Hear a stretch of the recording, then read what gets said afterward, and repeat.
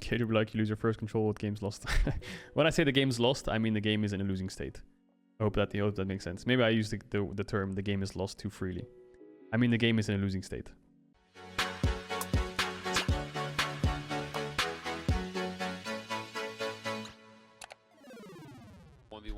But I don't like this Gnar pick. I think they should have just picked Azir, no? Isn't Azir just mega broken right now? I think they should have picked Azir. Yeah, Azir is so OP. Syndra Oriana down. Azir is open. Wait. Why didn't TSM pick Twisted Fate? Isn't TF like fucking crack as cocaine's pick there? Why does no one in NA play TF? I don't get it. No one in NA plays TF. Imagine you had TF on this comp in TSM. I think C9 could have won the draft harder if they fought picked Azir.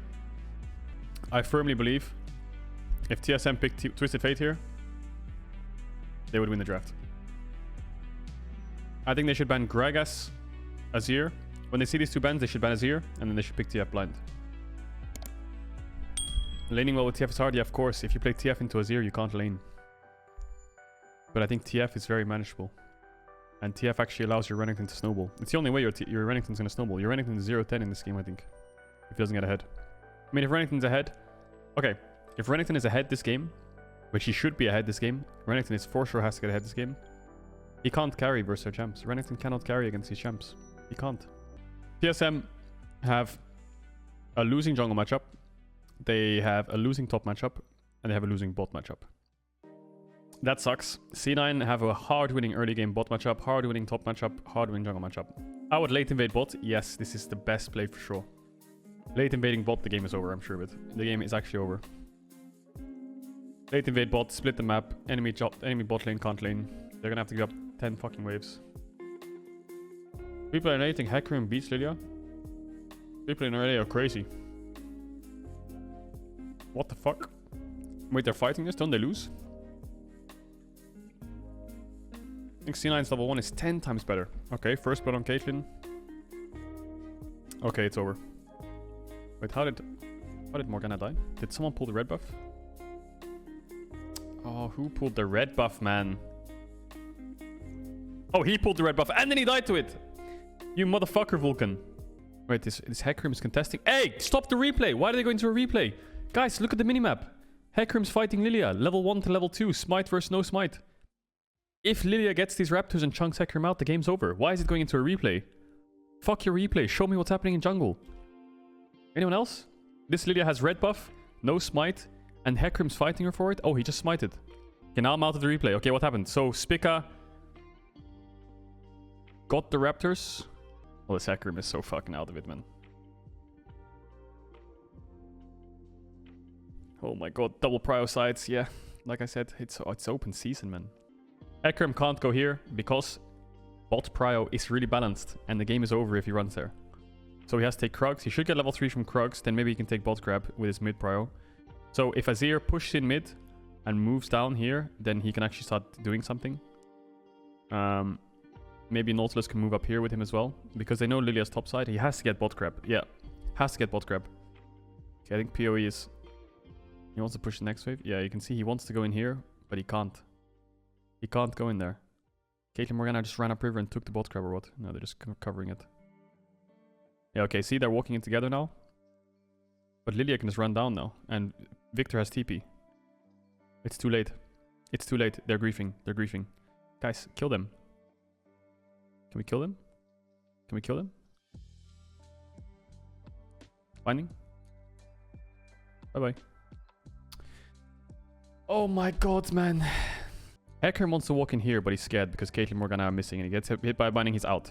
Azir wants to push the next midwave in. I think he's looking for a solo kill here or something. I don't know what PoE is doing. I think he should have ran down here already. If he wants to get his jungler back in the game. So let's take this as if So the way I'm thinking about this game is I'm imagining this is my scrim game and I'm looking at how I can make the scrim game better. So I'm basically picturing this game as my scrim and finding solutions to what went wrong here. So the number one solution to what went wrong here is Lilia is walking past my Azir into bot lane to stop me from getting this grab.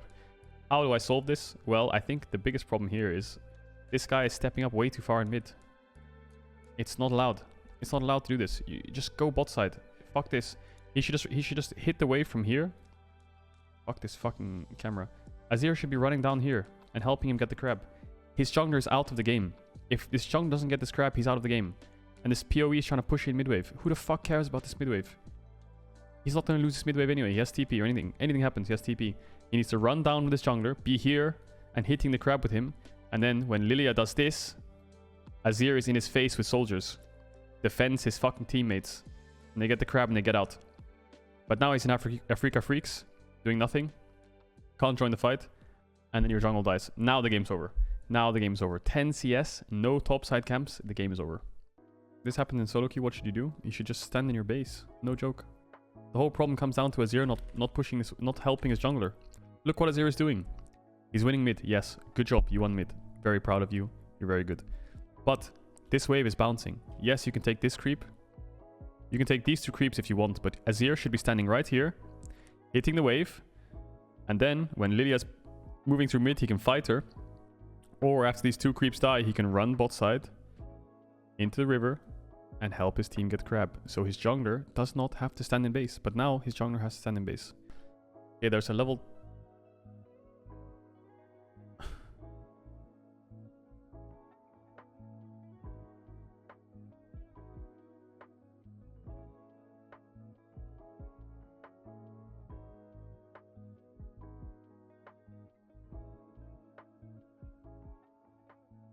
I think the call is good. I think this is exactly what they need to do. They can never enter bot side.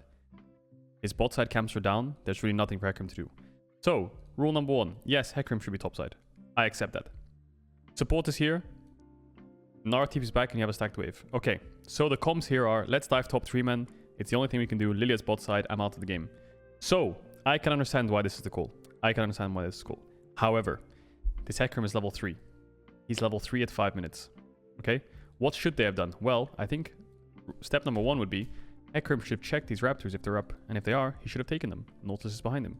And they could run up here, take the red buff, which is up. Which he should know, actually. He should know this red buff's up. Take that. Take Krugs as well. Use this stacked wave that Renekton has to get your jungler back in the game. Renekton can push in this wave, run down here, and then you have 4 members topside. Azir can sit here as well. Kai'Sa should be safe bot. There's no one that can dive her. Because you have Morgana, Caitlyn, Lilia. She can't get dove. They should play for jungle here. These teams don't know how to play for jungle. Your jungler is out of the game. If he can get these 3 camps, he's actually back in the game. Because by the time he finishes this, his Gromp respawns. And then he goes here, takes these 2 camps and bases. What do you lose for this? I think TSM will lose Drake for this. But that's fine. Who the fuck cares about Drake? What should happen here is Renekton pushes in top, moves towards this side of the jungle. Hecarim takes all of these camps with Nautilus behind him recalling. Or Nautilus can gank mid as well. Or he can shadow top and make Gnar have to back off. And then after that... your Hecarim bases, and you're back in the game. Stacked wave. Okay, good. This 2-man dive is never going to happen. This is never going to happen 2-man. Ever. Ever, ever. Even if Gnar is disconnected under his tower, right here, with this keyboard unplugged, he's fine. 100%. I can promise you that. So first of all, I don't know why he's running away from his tower. I think he should be standing under his tower. Because what do you achieve? You're getting... it's just misplay. He should be under his tower. I can guarantee you he's never dying to this gank, ever. He's scared of a level 3 Hecarim with boots. There's nothing to be scared of. Maybe he knows Nautilus is here, but still, he should be fine. Second of all, he runs to the middle of the lane, which is the weakest point in your lane, and Renekton can just E through the creeps and go on you. When if he's standing here, he's at least hitting the creeps, getting his rage bar up, and he can level up to 5. And when he's level 5, he can't die. He can't die. Level 4 as well, probably can't die either. But instead, what he does is, he stands in the wave. Now he gets engaged on, and he's taking damage outside of tower range. Then he has to flash back to his own tower. Then he gets pulled away from his own tower again. Spica is just, yeah, die. And then they manage to get the kill. Sword Art clutches it, otherwise Sunni would die here too. Super well played by Sword Art. So, this whole turn of events I don't understand. I don't understand how this is ever possible in any universe, why Gnar is not just standing right here with...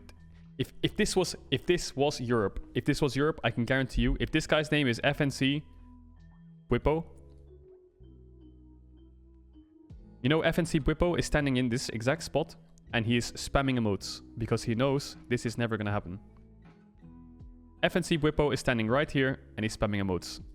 And he's literally sitting like this. I guarantee you, he's chilling under his tower, hitting the creeps, getting his rage bar up. And he knows he's going to get a double kill. Bwipo knows he would get a double kill there if they try to dive him.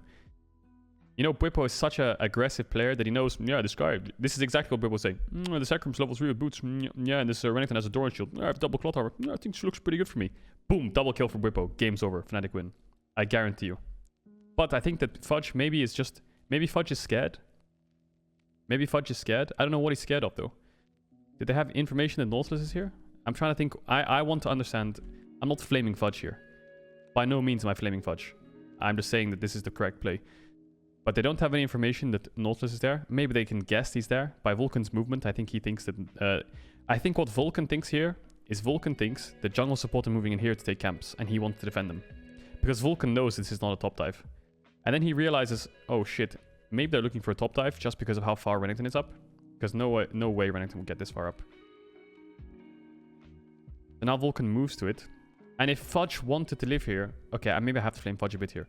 But if Fudge is scared of dying, he runs here. If he's confident he can 1v2, he runs here. If he has no clue what to do, he stays here. I think that's the thing. This is the thing with this play. If you're scared of dying, you run to your tier 2. Vulcan's there, you're fine. If you think you can 1v2, just go stand on tower and pop emotes. If you have no idea what to do, I feel like that's what he doesn't know what to do. I feel like he doesn't know what to do. My opinion.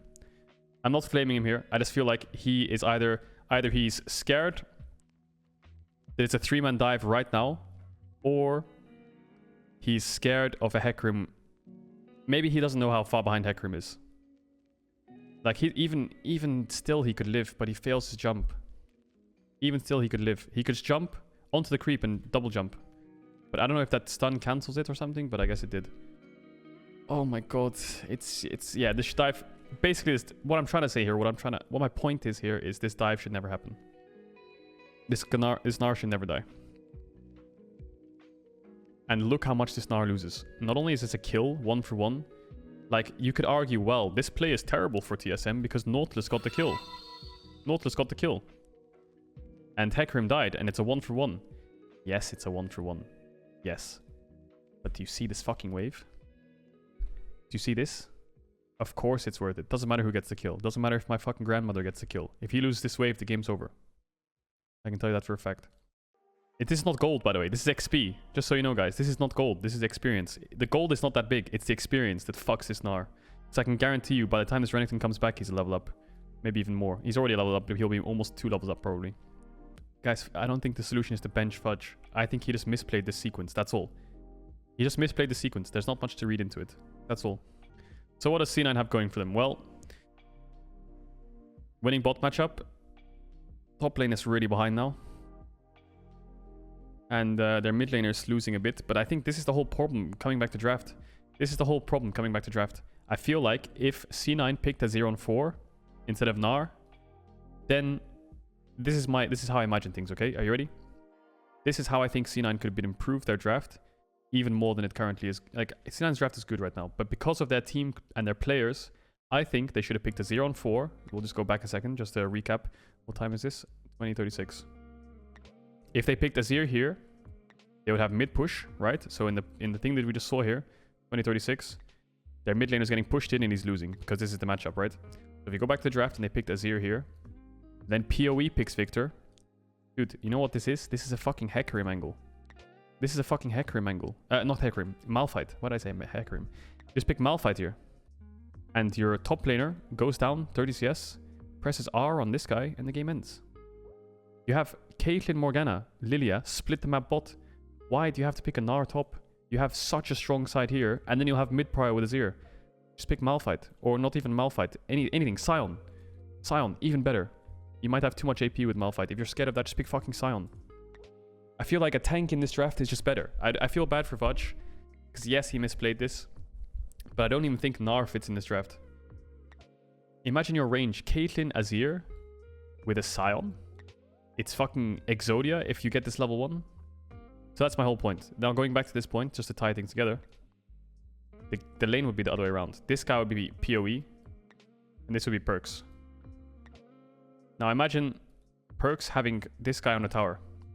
And then you have bot push. And you have a Sion spamming emotes in top side. And your jungler is just dominating this whole side of the map. The game's over. That's my opinion. And you get engage from Sion too. Engage is always nice if you're playing Caitlyn Morgana. You can siege towers, yes, but engage is always nice. So instead, Perks is drafted a losing lane for himself, I feel like. Maybe Victor does better into Azir than it's currently showing. I mean, he's even in CS and he has a kill, yes. But he's been pushed in. That's my point. He's going even in the lane and he's probably doing a good job because he has a kill from the level 1. But he's getting pushed in. And the whole reason that I think the push is important, because look, PoE bases and runs back onto mid. That means when he comes back out, Perks is going to have the base. And the Azir can move to side because he has one wave pushed in. That makes sense? That means you have prio because you're winning your lane. So let's keep our eyes on this as it progresses, okay? Let's just keep our eyes on the mid situation just to reinforce the draft statement. So C9's bot's pushing in. Let's imagine both mid laners are swapped around. Azir's just come out of base. Now he can start pushing in Victor again. So you're probably going to see him on the minimap start pushing. I imagine. I haven't seen this game, but this is from what I'm guessing is going on. And the Victor's probably going to go back to tower, and Azir's probably going to move somewhere. That's my guess of what's about to happen. Perks moving bot. This is what I mean. Mid prio. I feel like if you're playing Azir into Victor, you'd have more mid prio. But this is a good short shift. Stacked wave, moving bot. What the fuck is going on here? How did they... What?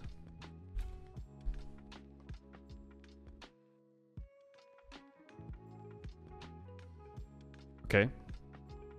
So the dive already sucks. Because this dive, I can guarantee you this dive is free if they're both level 5 and 3. Level 5 and level 3, this dive is 1. I can see what they're going for here. The 3-man dive will work. 100%. Now it won't work. Level 6, level 4.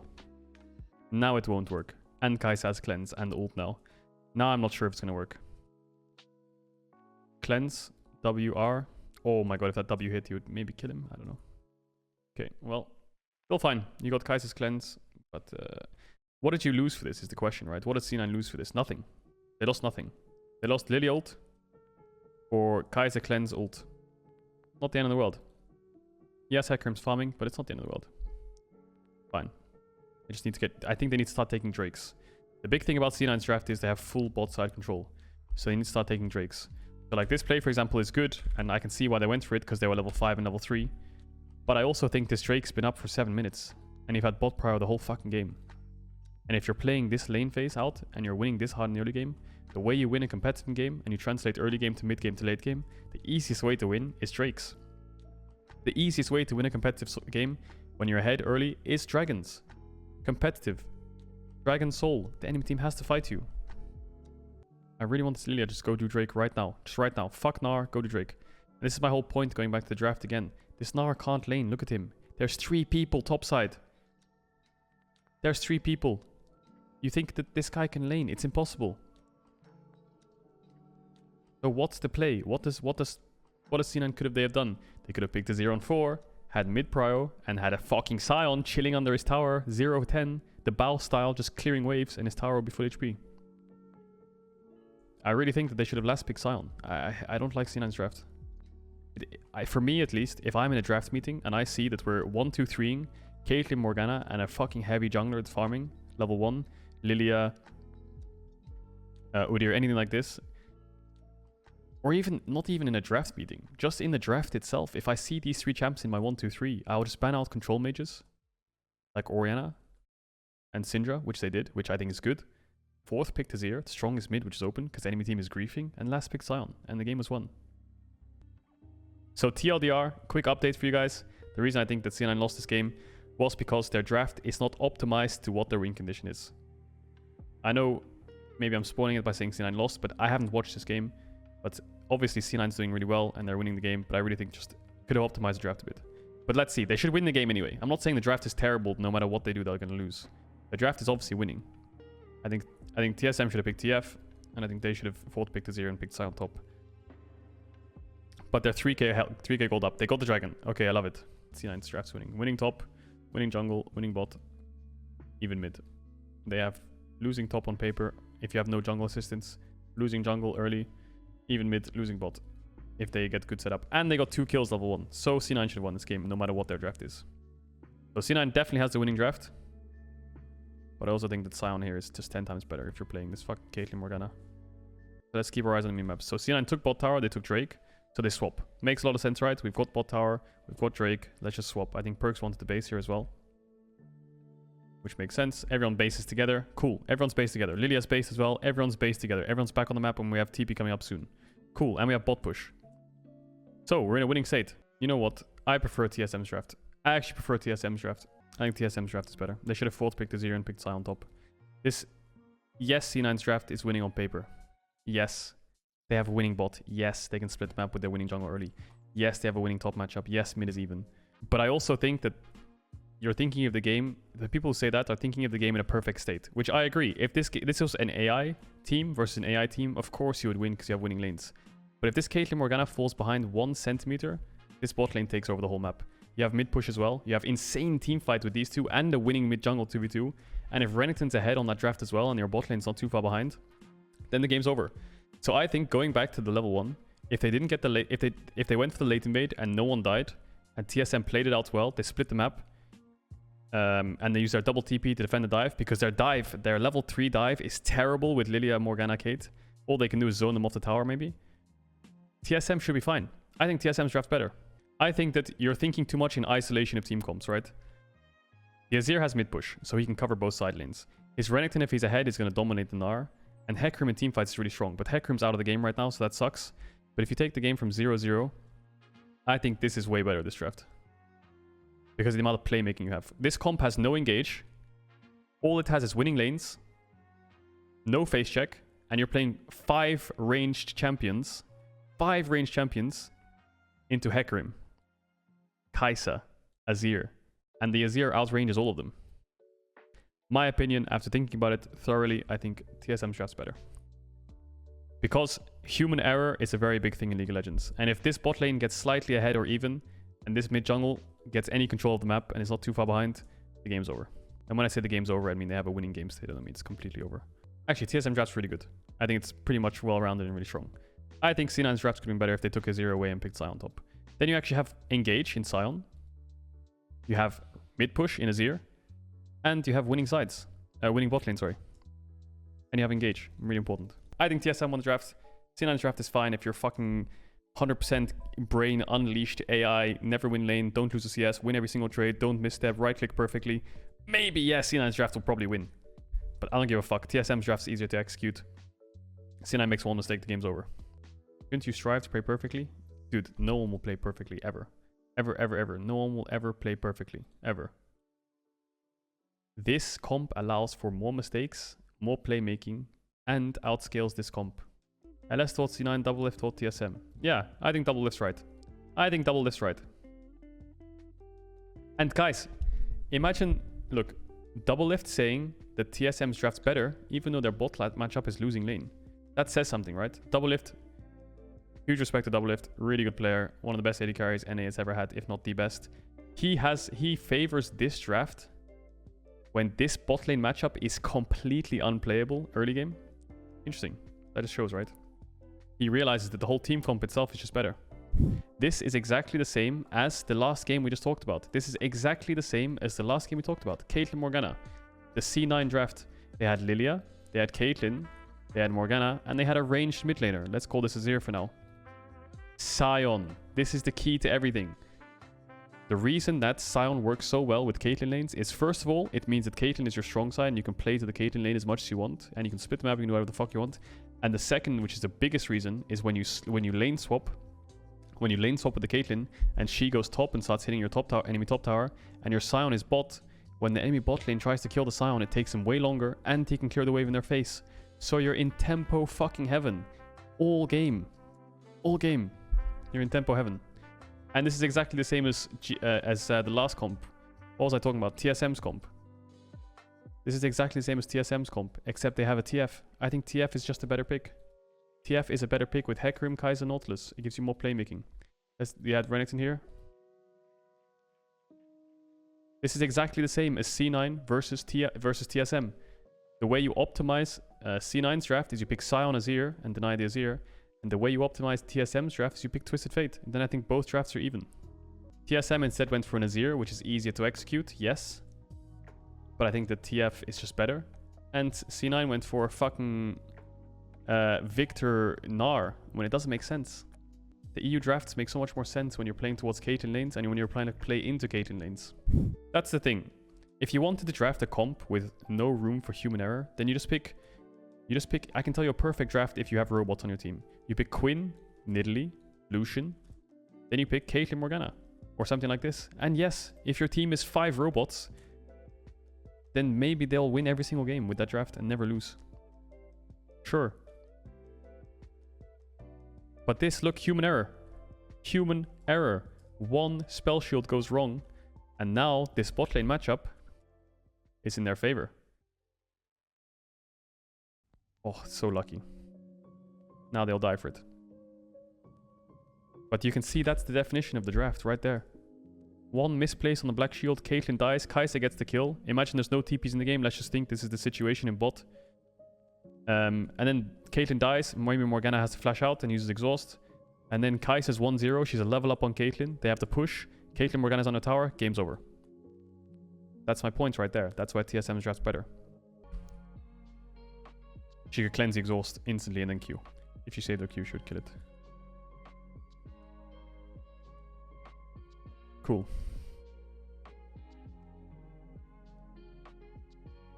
Oh, PO will die. But Fudge will die too. A lot of misplays in that fight. We won't go over misplays because from my experience over the last 4 years being a pro, every single competitive game, competitive scrim you don't go over mechanical mistakes that much. Maybe like 10%. Maybe like 10% of the games. On cast, they said Morg should black shield Kate since an old Q won't fully break it. Yeah, of course, he should always black shield Kate. It doesn't even matter. It doesn't even matter if the black shield breaks or not. You should always use black shield on your AD carry. Always, no matter what. Doesn't matter if your support dies. Vulcan has stopwatch, flash, exhaust. And if Kai'Sa can get onto Sven, the game's lost. So, have to always black shield AD carry. No matter what. No matter what. Doesn't even matter if Morgana gets hooked. Who the fuck cares? She has stopwatch, exhaust. Caitlyn can hit for free. Doesn't matter. Initially, I think on first look, it looks like C9 is winning. But as you delve deeper into it, I think TSM is winning, for sure. I'm very confident TSM has a winning draft here. Okay, so the Herald in mid pushing the wave. They got the tower. Now they're setting up for Drake with the trap line. Love it. TSM is going through bot. Very smart play by TSM. They realize they can't contest through mid. Trap line, pink wards. Victor is going to push in mid wave. We can't do anything about this. Let's go through bot. Very commenting the pro players too. I like this a lot.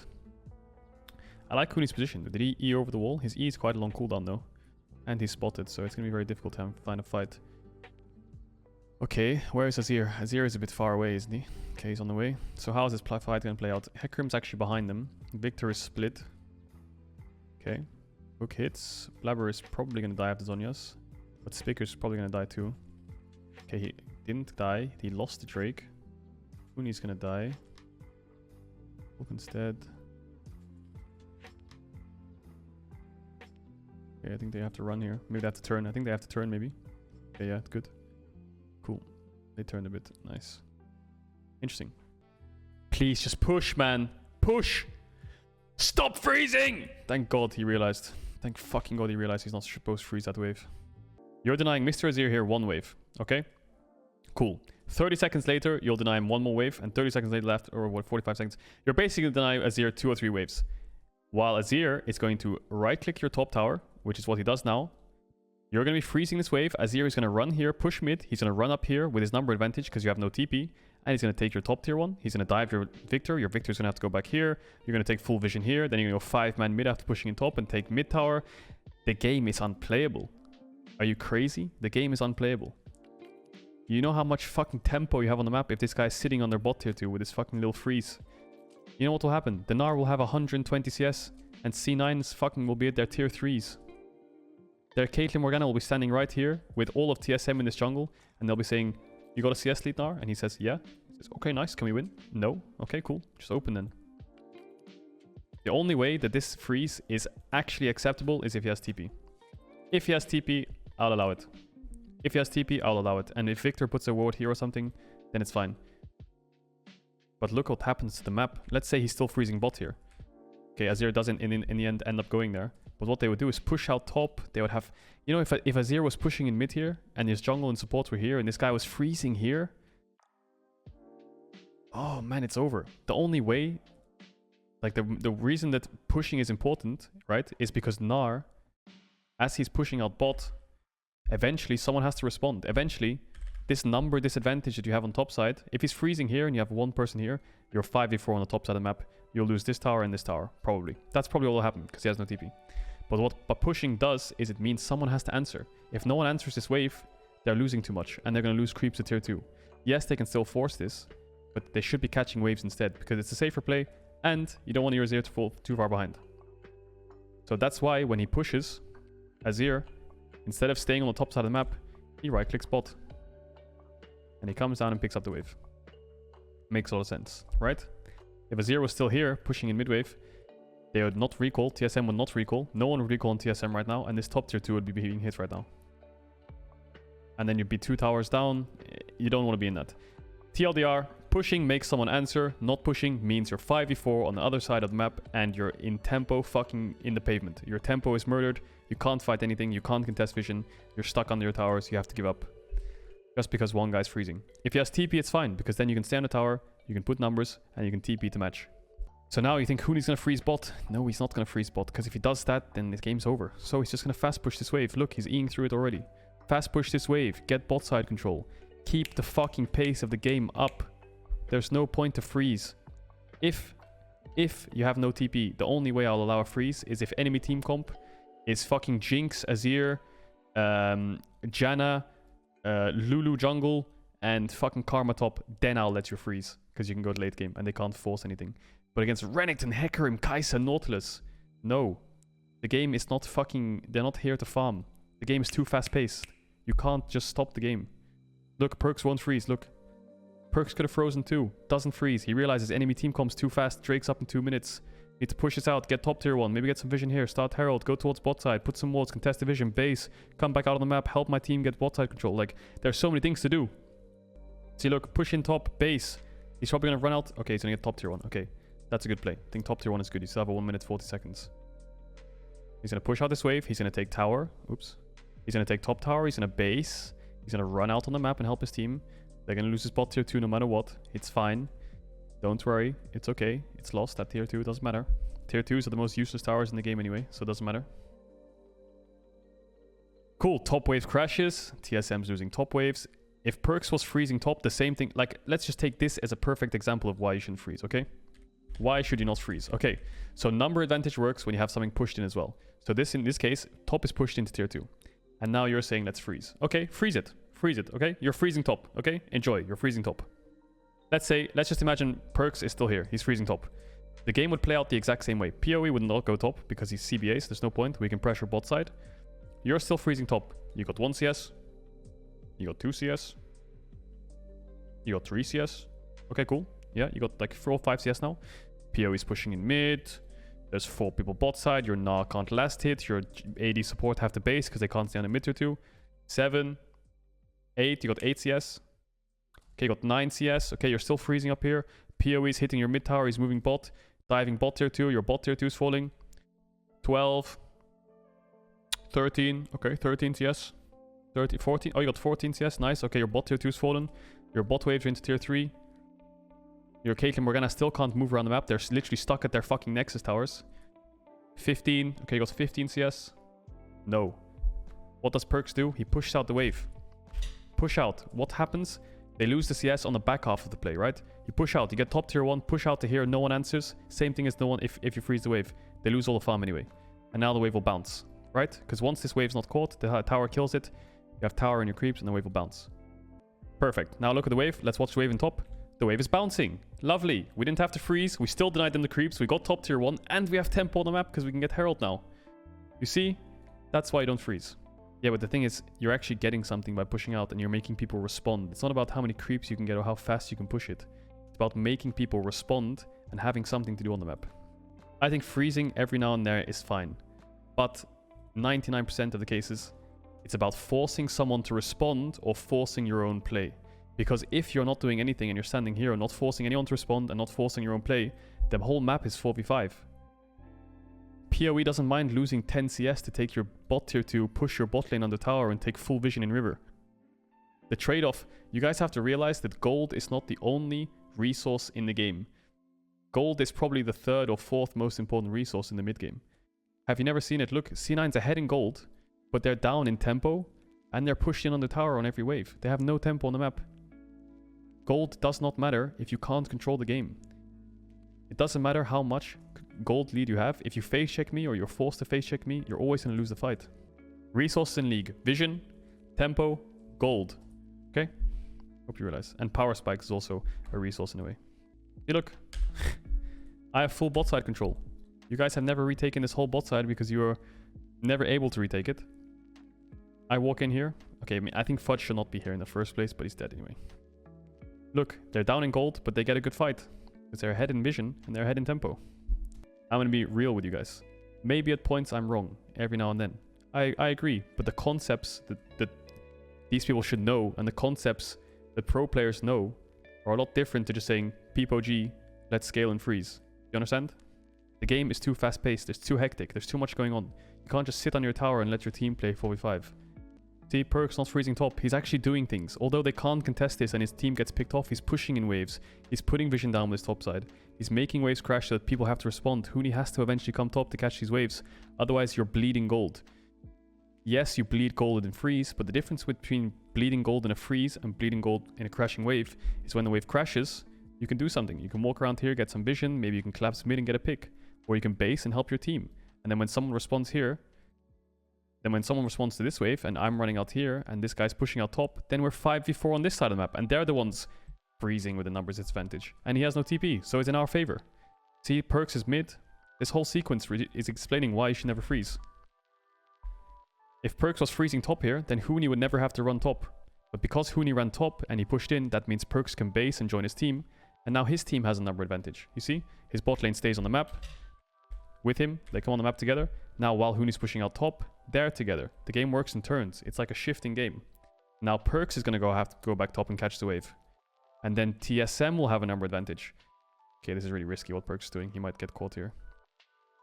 Okay, it's fine. See, now C9 have to help him catch top wave. Now TSM have a number advantage. The game works in turns like that. That's why pushing waves is important, because it forces them to respond and you get a turn. If you watch that, that's happening around the whole map. This turn progress is happening across the whole map, no matter where you look. It happens everywhere. Look, the Perks pushed in top, now Huni has to answer, Perks gets a turn. PoE pushes in mid, C9 has to answer, even though the wave wasn't there, they had a turn, so they helped Perks move to top. But now PoE is pushing in mid, that means someone has to respond. They're moving towards mid. But now TSM's bot wave's bouncing, so they have to realize that someone has to go bot eventually. So when should you freeze at tier 2? You should freeze at tier 2 if you're either having TP up. If you have TP up, freezing is fine. Number 2, you lose 1v1 to the point where you can't push out waves. Let's say I'm playing Jax into Fiora or Camille into Jax and I'm fucking behind. It's better for me to freeze. 3, a good thing you could think about is, can the enemy top laner make plays happen? Can the enemy mid laner make plays happen? If they have like a Renekton, probably my team's gonna get dove. But if they have like an, I don't know, like a Fiora, then he can't do shit. Fiora's not gonna kill my team. So it's fine to freeze. Lots of things you have to think about when it comes to freezing. But TLDR, I can guarantee you, you should only freeze at tier 2s around 10% of the time. 10-15% of the time you should freeze at tier 2s. The rest, probably don't do it. Just fucking push and help your team. Yeah, C9's draft doesn't allow them to do anything. I mean, if they're ahead, they can do things. But if they're not ahead, they can't contest vision. I've seen their Caitlyn Morgana on this mid-tier 1 for the whole game so far. Yeah, the thing is, no one on C9 can face check. They have no control of the game. They have no engage, so these guys never have to be scared. Look at them. They're just walking in their face. How is that allowed?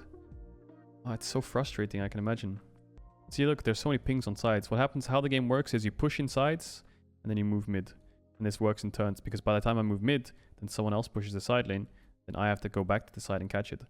This is basically what's happening over the last 5 minutes of the game.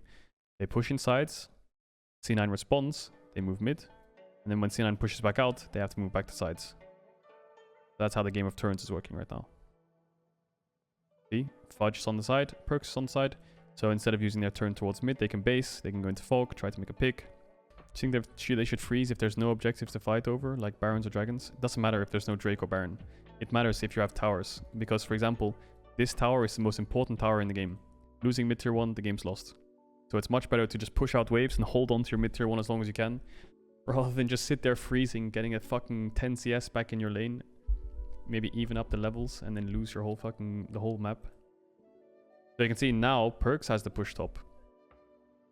But I think that's because Drake's in 3 seconds. I don't think anyone's going to answer that. But Perks has TP if he wants to join the Drake, or they can cross map. So another concept in League, instead of talking about side lanes, fuck Drake, let's all go top side, push mid, go here, put some vision, do something on the top side of the map, let's hug top side. Another concept in League that pro players think about. Take their jungle camps, make them lose top waves. See, they traded off Drake for what? Some XP, some gold, and some vision. Not bad. But yeah, the thing is, I think this champ counters all of C9's comp. This motherfucking champ right here. What can C9 do to win this game? Well, they can't. I don't know. They need to just play a miracle team fight. No engage, no frontline. And you're playing late game fights against Azir.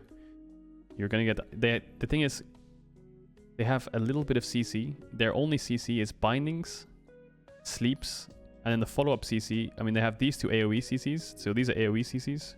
And they have these things which all mesh well together. And by one getting hit, then they're gonna get chain CC'd. But this has fucking Nautilus ult, Kai'Sa ulting, Azir shuffle, Hecarim ult, Renekton flash W. Like, all of it's much more like boom, boom, boom. A lot harder to react to. So when it comes to fights, they have much easier time of finding the engages, plus they have more range on the Azir. So it's really, really hard for C9 to win this. Okay, when I say there's nothing C9 can do to win the game, of course you can always win the game. If TSM make a mistake, you get a pick, or like you win a fight somehow by someone griefing it. Then if C9 gets Baron, the only way C9 gets back in this game is TSM make a mistake, and C9 can get control of the river. And then they can start walking in. The only way C9 gets back is these kind of wards. If they can push in the waves and get some wards around the sides, then they should win. Then they should win fights. Because when C9 has setup, it's impossible for them to lose. Okay, Blabber's fucking dead, isn't he? Okay, he knocked him out of the hook. It's fine. Good flash by Huni. If C9 has setup, they can win fights. Because if you have Caitlyn Morgana and you have the enemy team on a tower, they're not leaving that tower ever. Ever, ever, ever. They're gonna force Baron here. There's no way they can force Baron, right? I feel like TSM's gonna get here in time. You're just gonna get fucking AoE down. Oh my god, no, they have Kai'Sa ult as well. Oh my god, the Azir is gonna kill everyone, I can feel it. Kai'Sa is gonna kill everyone now. Oh my god. Oh, it's a 50-50. Oh my god. Oh. Okay, PoE played this magnificently. Perks and Sven get caught by it. Okay, the team fights a horror already because they're stacked up on Drake. No, on Nash against Kai'Sa, Hecarim, Renekton. It's a horror. But this guy is 2 levels up. He should win it, I think, right? You're 2 levels up.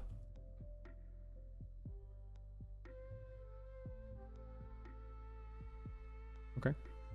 Well, the game's over now, isn't it? Okay, what happens here? C9 trying to chase PoE down. They're TPing behind him with Gnar. Uni has TP to match though, so he's gonna TP on the wave. He ults him to stop him from being able to get into him. Butch is jumping in, but no one's there. Okay, good knock. Really well played. Good. Good shutdown by C9. Whoa, whoa, whoa. What is that, Renekton damage? Renekton falls off, guys. Just completely one-shots enemy Victor. Okay. Wow, Solar played that really well. The game's over. They're just too far behind. They're too far behind.